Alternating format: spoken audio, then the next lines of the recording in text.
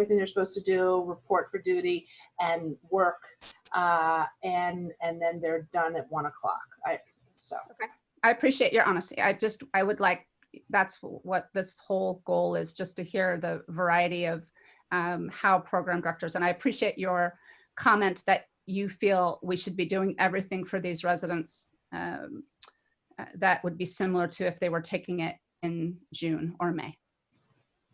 And Mary, did you also not change their schedule? So they've had their board review already. They've already been let, you know, or they've already had, so it'd be a second time again for them as well? No, the morning conferences right now are board review conferences, and the trainees are like, you know, we haven't been studying like we would have, so please be nice to us. But, you know, I mean, COVID, everything is sort of a light schedule right now. You know, why they would have been on half rotations. I mean, I have maybe 10 residents that are in-house on a day, and everybody else is learning from afar. So, I don't know. Great. Does anybody have a different type of opinion based on, so we have heard from people that are going to be giving protected time and lighter rotations. Are there any voices that feel that they've had enough time, not that you would be mean and put them on the toughest, but are there other opinions that would like to be shared with the group? Judah Burns is still asking to speak. Judah. Yeah, hey, thank you. I can also reflect the experience in New York. I'm at Montefiore Medical Center, and you know, our residents, half of our residents are deployed and are working rotations on the floor and doing night float. So to assume that they've gotten any meaningful study time, I think is not a safe assumption. I'll throw out what our plan was to actually give them a month of dedicated study time before the board exam itself. And for about 6 weeks before that, to have them on similarly framed light rotations where they'd be coming in for whatever their regularly scheduled rotation was in the morning, and then have time in the afternoon. And that would run together with board review conferences for them, since we've been completely unable to do any board review since we're physically shut down and half of our residents are virtual, the other half are on the wards. Very good. There is some people are responding in the Q&A, and I'm just putting those forward. So hopefully you'll be able to see those answers. And then we have one more person who still wants to talk, David Pryluck. Hey, how are you? Can you hear me? Yes. Okay. So, hey, it's David Pryluck from Geisinger. You know, our strategy actually fairly aligns with what Mary was describing for Penn. And so, you know, our residents will typically get 8 weeks of half days. So they report in the morning for conference, report to clinical service, noon conference, and then they'd be dismissed.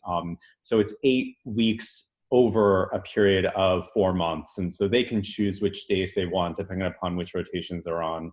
Our residents, they basically got through about 4 to 5 weeks of that before this started happening. And so, you know, quite frankly, additional study time is not a reward, and taking away study time is just not acceptable. And so, you know, as we approach the fall, I'm just hitting a reset button with my residents and allowing them to, you know, align the exact same strategy just as if they were taking the boards, you know, normal time. In terms of call, you know, there are residents who are taking the boards. They share a similar call pool with the class below them, and so, you know, it's just going to be up to them to align when their calls will be and when their night float weeks will be.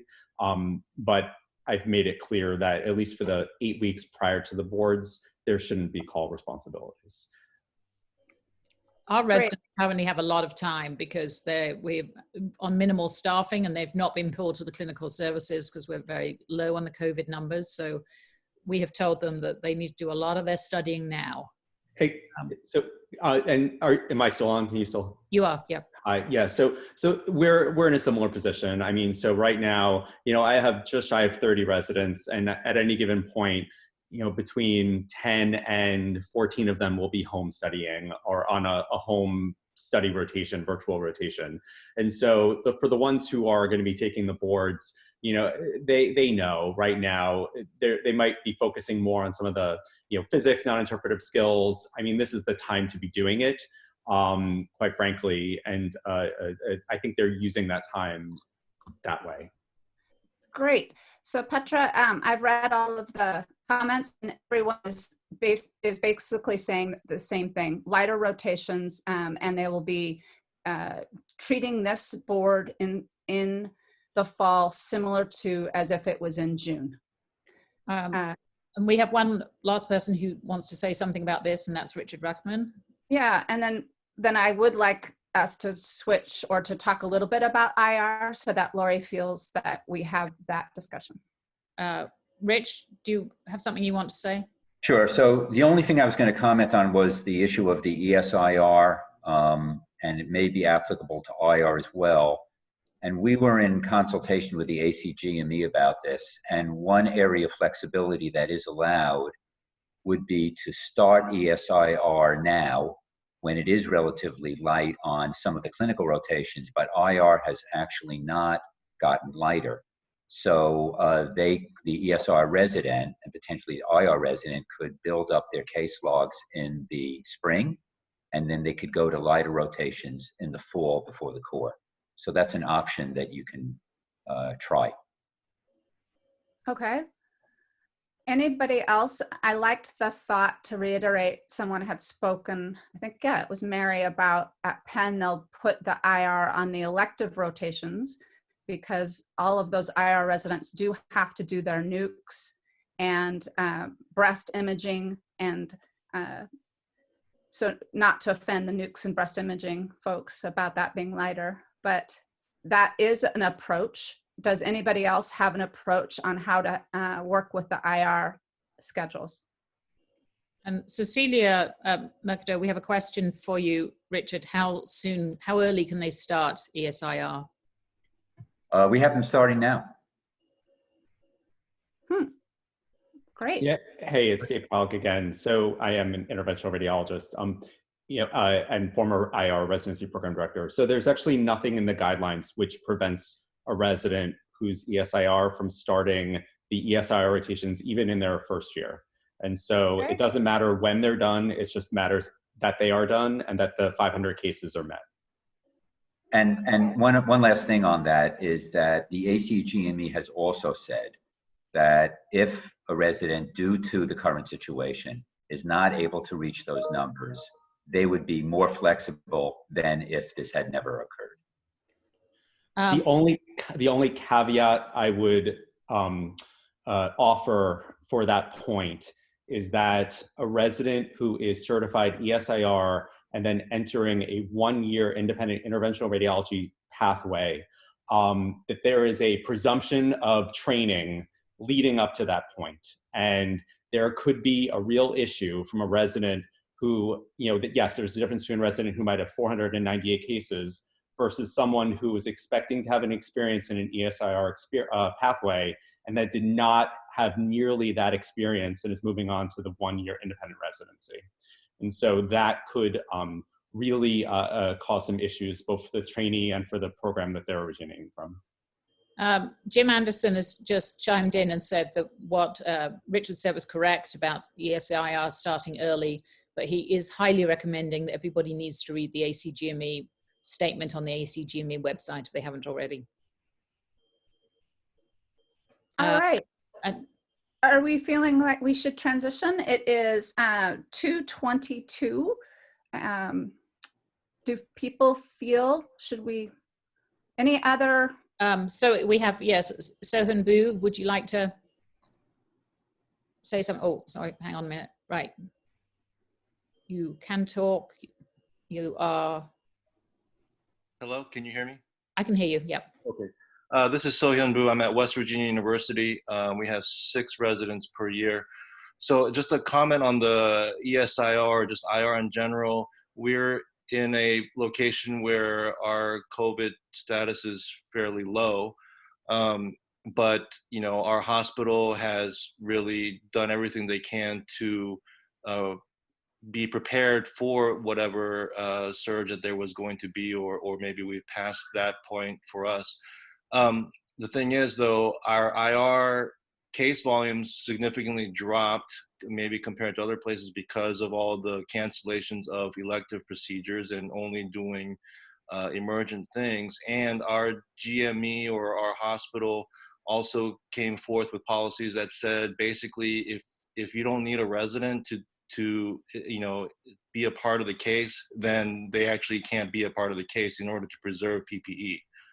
So I feel that we would have an issue in trying to maintain or help get IR volumes or procedural volumes for our residents, even currently, even if we started them now, let's say.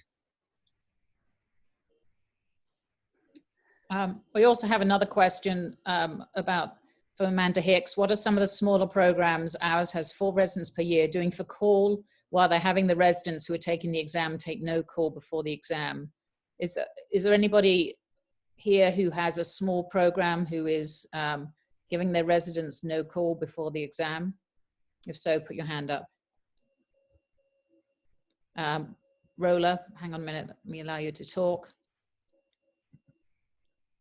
And for those who joined us a little late, if you want to speak, we just ask you to push the raise the hand button, and then Petra knows that you'd like to chat. Roller, you're now live.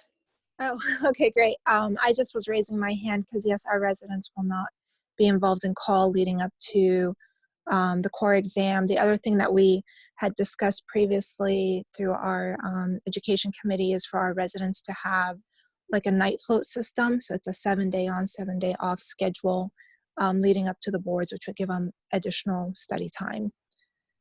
Although sleep deprived study time, possibly. Right. But the residents seemed to think that that would give them additional study time, and they were actually excited about that schedule. And the other thing is our residents have been involved in remote learning, and so I feel like they've had a substantial amount of time to study. They have not been physically on site or redeployed. Okay, should we move on to the next topic, Angelisa? I think so. Okay, so thanks for that. That was a great discussion. So now we're going to open it up for graduation ceremonies. We would really appreciate hearing how people are going to honor their seniors in this unconventional time. So please push your hand button if you'd like to share how you're going to be handling this.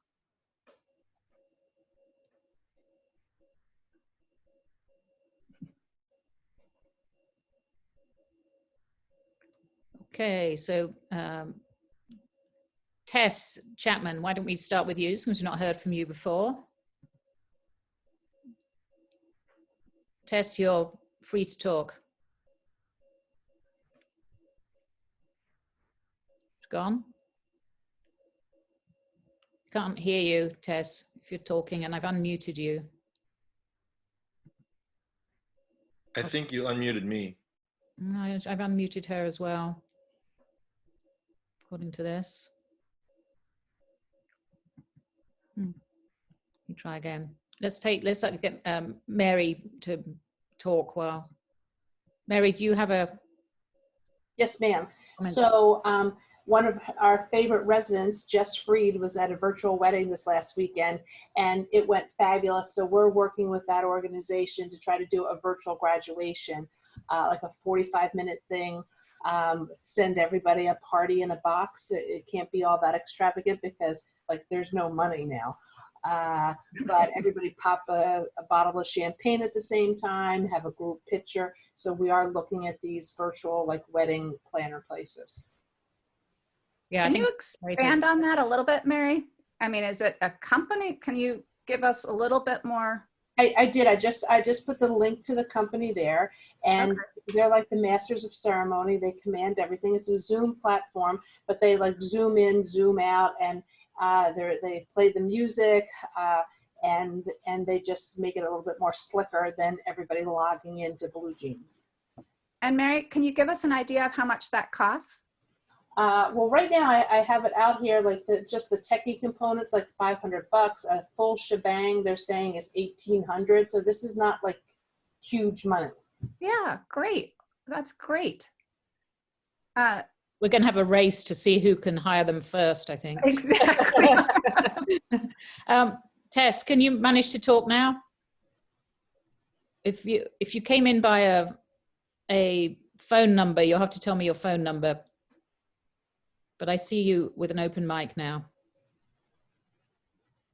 Nope. Okay. But this, Tess? No. Perhaps this would be a good time for us to have a poll and see on how many people are, perhaps we should ask how many people are still planning to do a in-person graduation, a live graduation as such. So I'm going to lower all hands for a moment. And so anyone put their hand up who is planning to still have their graduation occur live.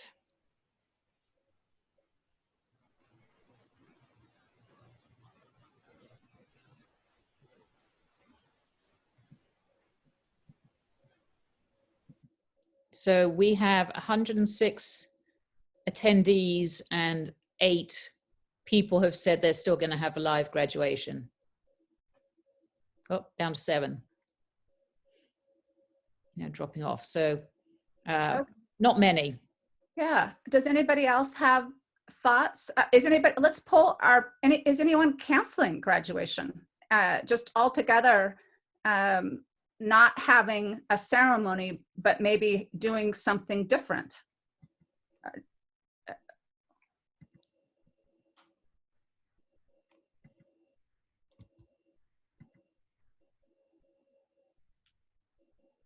There are 3 people there are various people. Let's see what some people are planning to do here. So Mike F, I'm going to allow you to talk. So just unmute you. Great.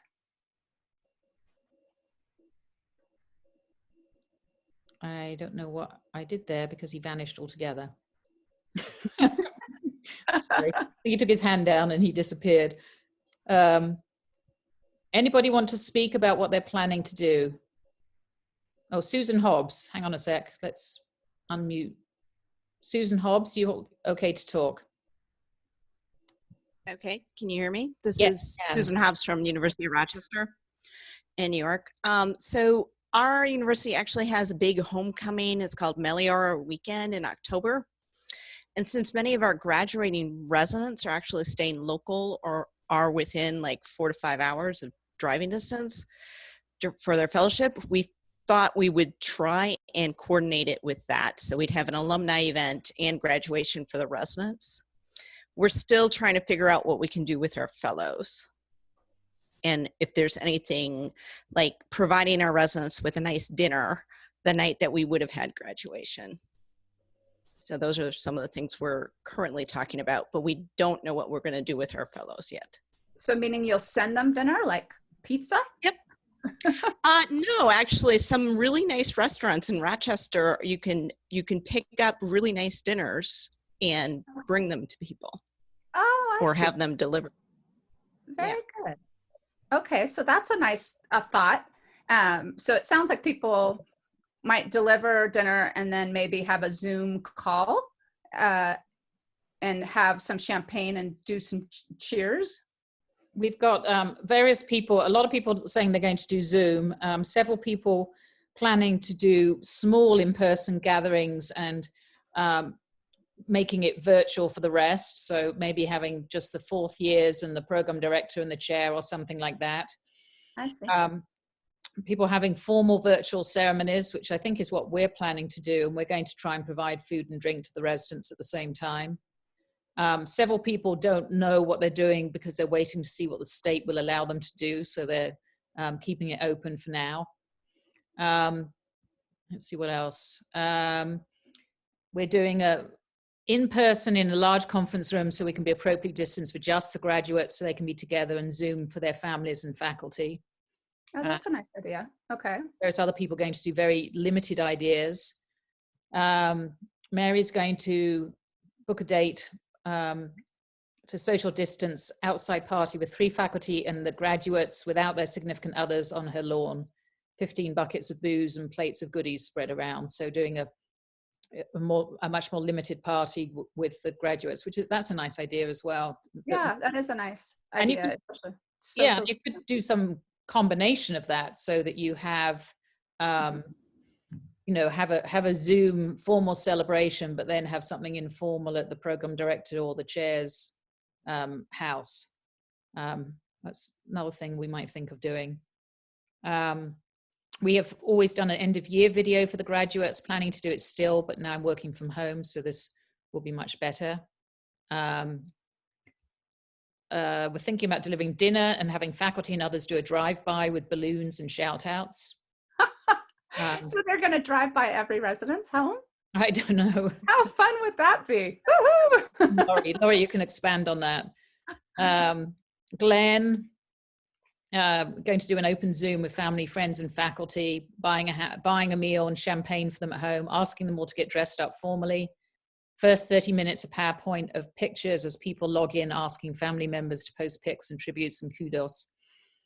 Musically inclined. Yeah, we always put that together. So in fact, it's the senior residents actually put that together every year. They put up a great video with both kids' pictures and family pictures of the graduating residents, and then they usually throw in some funny ones from the last 4 years and faculty and things. I'll put all these through into the. Yeah, I see. No, I can actually see them, Petra. You can, but they can't. Oh, very good. Sorry. They are very interested. A couple people would really like to see Mary's link. Yeah, I sent it through, so Okay. it should be there. So in order to see it, everyone, you go on the Q&A button and it will be under answered.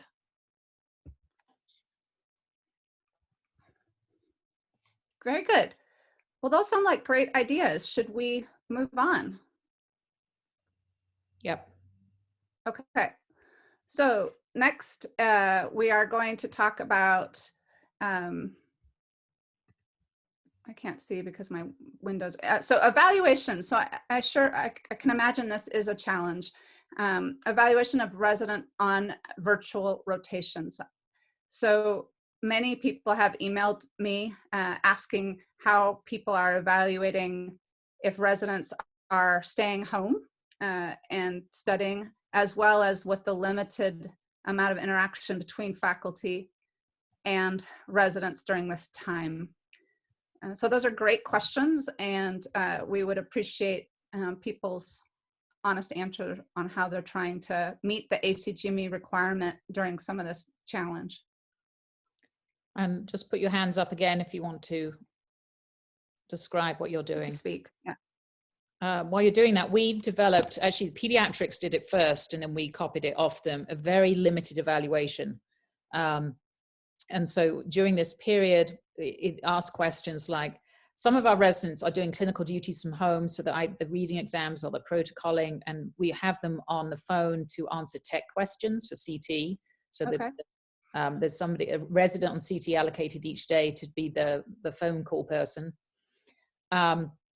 And the evaluation includes things like, did they fulfill their clinical duties? Did they check in with faculty?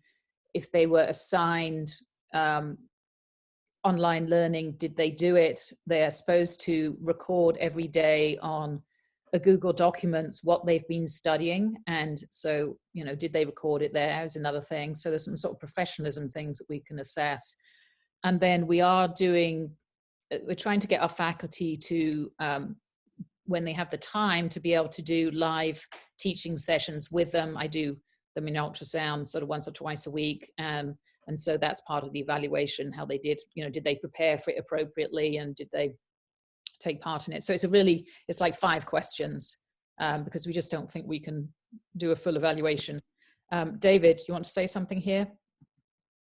Sure. So, you know, I think everyone on the phone would probably agree that evaluations are important for the formative development of the residents. I think doing evaluations because it's a requirement from the ACGME in this time is probably not the best way to be looking at it, in my opinion. I think if you're trying to check every box from a requirement perspective, that's probably one of the requirements that would not necessarily be upheld or all of us being held to during this time. especially if residents are not on rotations. It makes no sense. For my rotations, for my residents, predominantly they are 2 residents to each rotation, and they're splitting the time. So it's either A and B days, or given which rotation, an AM or a PM shift. And so the residents that are on rotations are being evaluated to the best of the attending's abilities based on the work and the work product that they're creating and their performance in the rotation. For those who are not on rotation or insufficiently present, the evaluations will just reflect that. Thank you. I think that's a great approach. I think a lot of program directors are a little bit anxious about it, though.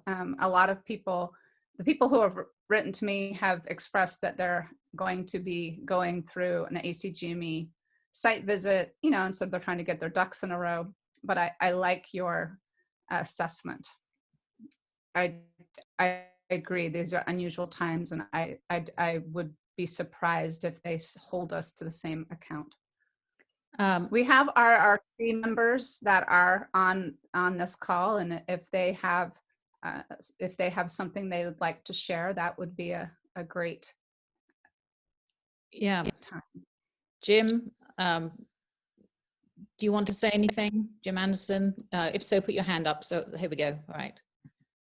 We're having the voice of God here. Not anymore. I'm not the chair anymore, so I'm not officially. That's now Janet. Is Janet on? No, I don't think so. Okay, well, I'll speak for her then again. So yeah, I think everyone's got the gist of the idea of the ACGME. I mean, we want to protect the education of the residents. We want to make sure they're still learning and that programs are still doing what they can do, but also recognizing these unprecedented times.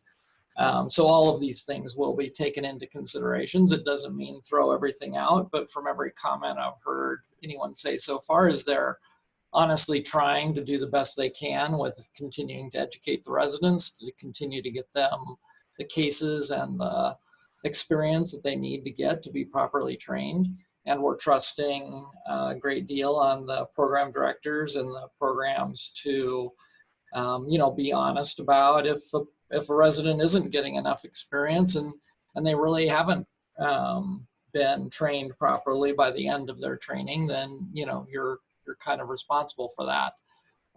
When programs are reviewed, we'll take all of this into account as the program themselves get reviewed.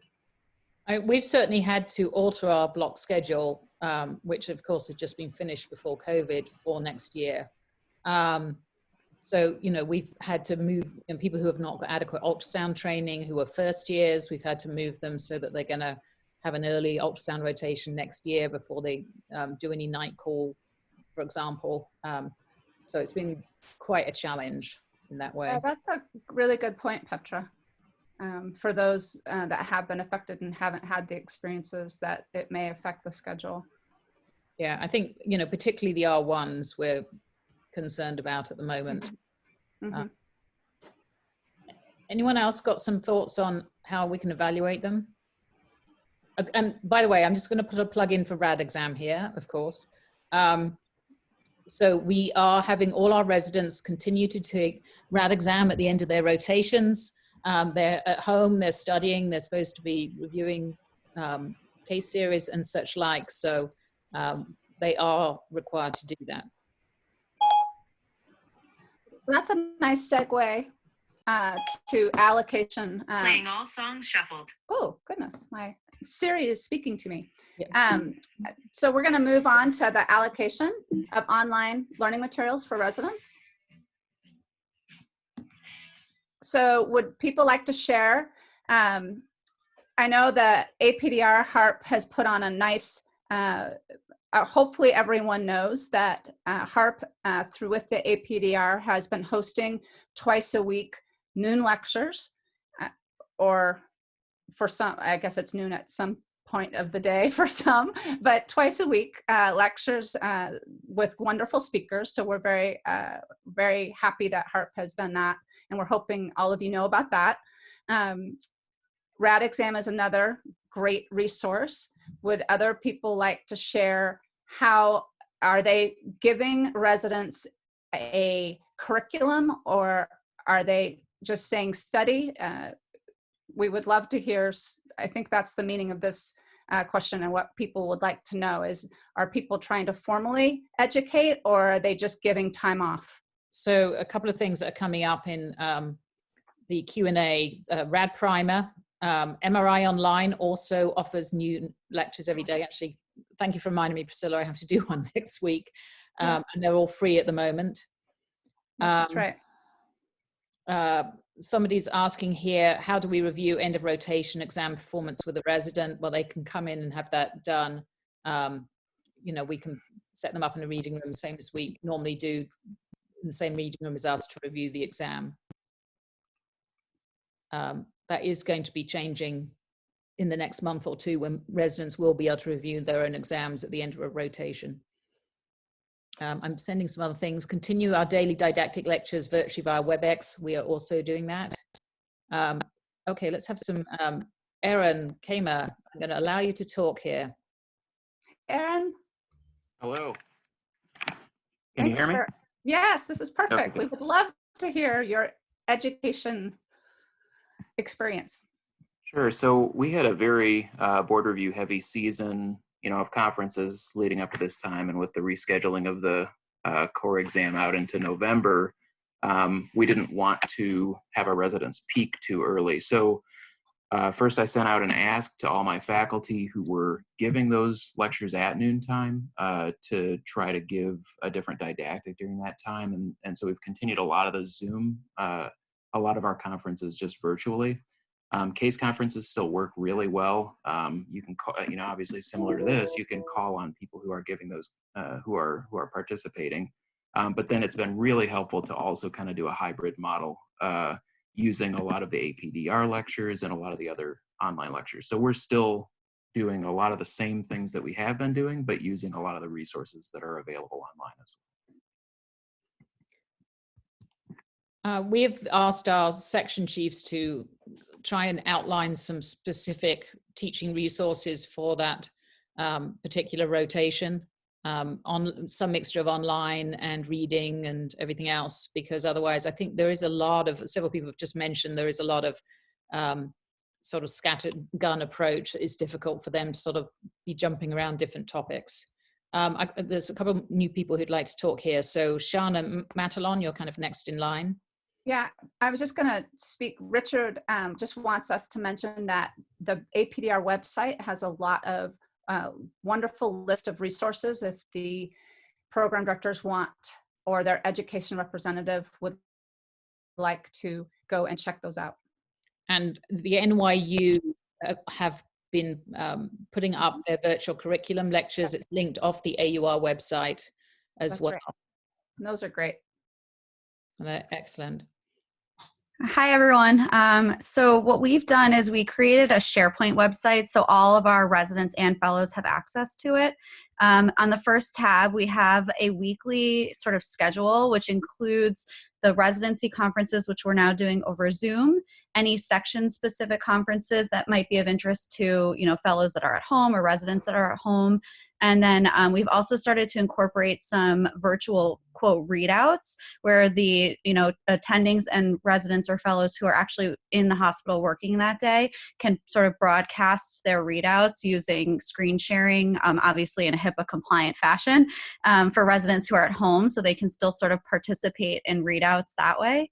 And then what we've done to structure our schedule is that we have Monday, Wednesday, Friday having some sort of theme. So for example, like Monday might be neuro, Wednesday might be abdomen, and then the resident liaison for those sections is responsible for creating, you know, some sort of all-day curriculum, which can be a combination of sort of like asynchronous assignments like reading assignments, or do a certain number of questions on Rad Primer, or live conferences like case conferences and teaching conferences. And then Tuesdays and Thursdays, residents are expected to sort of create their own curriculum out of all the resources that we've curated based on whatever rotation that they are missing while they're at home.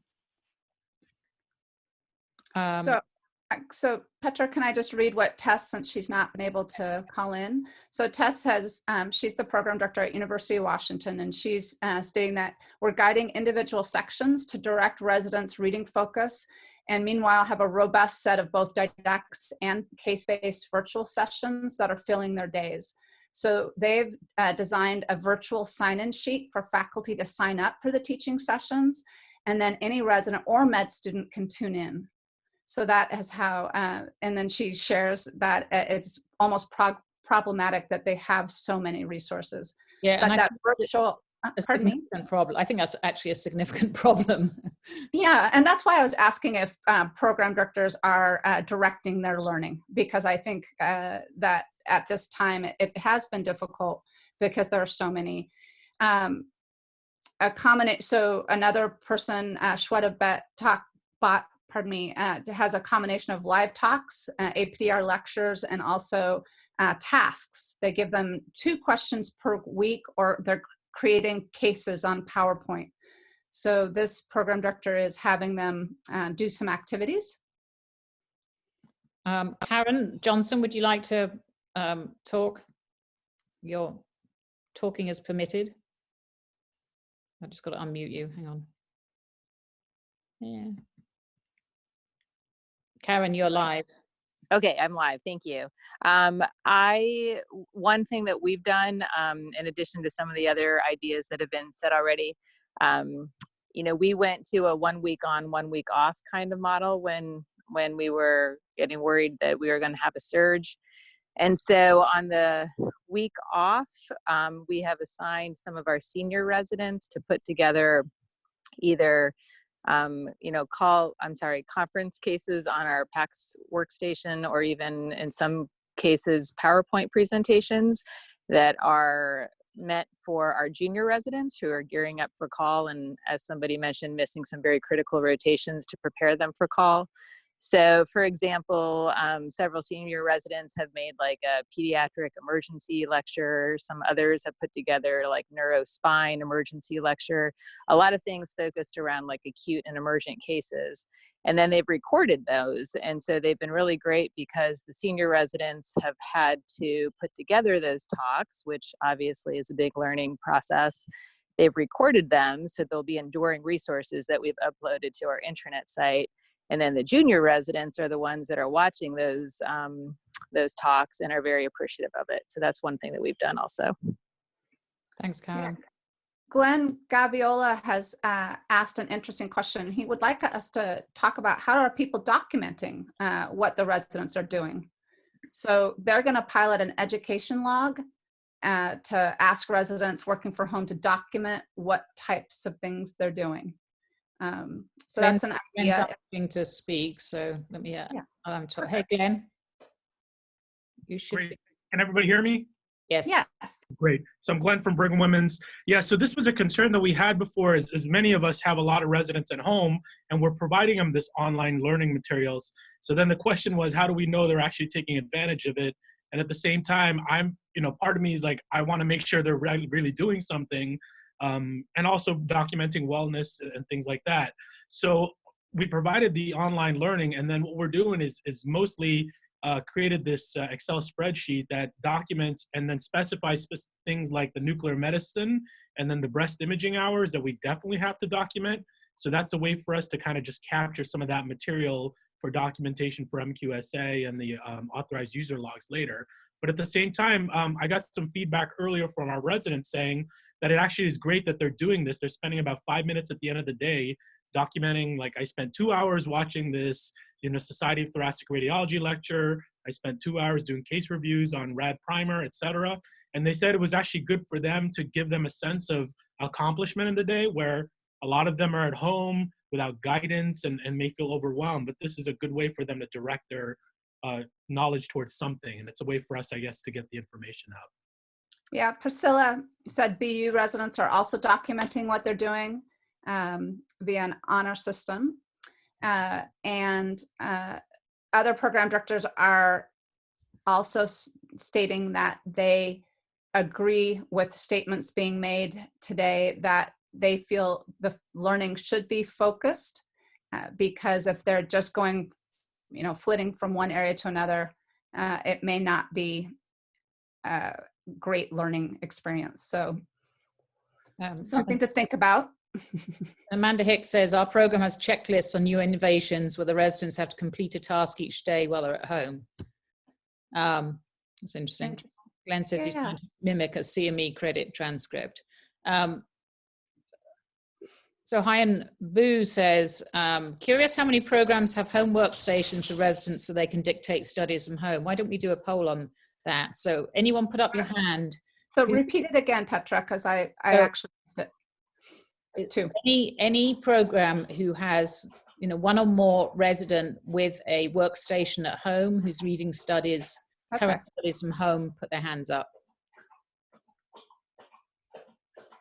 I'm just waiting for, get a number here. We have 93 people still online. And 10 people, so about 10% of people have residents. We don't have enough workstations to have our residents have them at home. But it looks like other people are a little bit more well supplied than we are. That was 9. Okay, let's see. Who else would, Center, would you like to speak? And we've got about, looks like about 4 more minutes. So just to give a perspective of how we're doing. Center.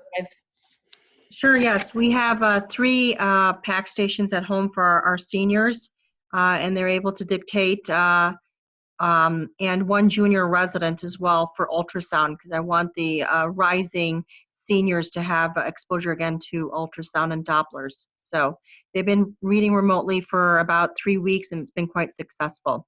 We have a Google document which stipulates where the residents are, what numbers to call, so faculty can do virtual readouts with them. Is it a computer? Or is it a true PAC station? 2 PAC stations and 2 computers, laptops. Very good. Okay. David says he's talking a lot, but he's got something to add. So go ahead. Thank you.